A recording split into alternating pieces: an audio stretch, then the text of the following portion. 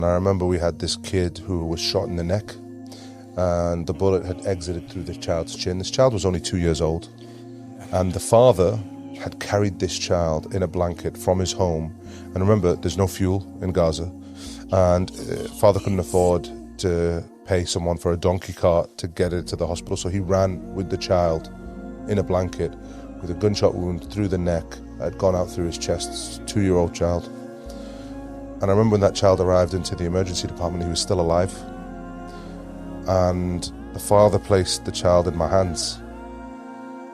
And he says, "Yeah, doctor, he's still breathing." And, you know, we don't even have a ventilator in the hospital, in the emergency department. We didn't even have a ventilator.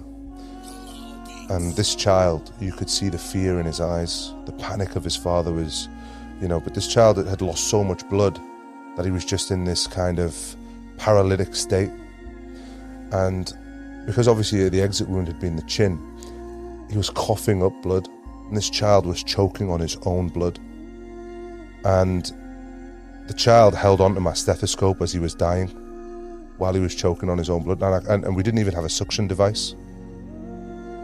And I didn't want to start putting my fingers down his throat to scoop up blood because I knew he was going to imminently die. And I just held this child while he just held onto my stethoscope, and I could see the fear in his eyes. I could see the despair in this child's eye.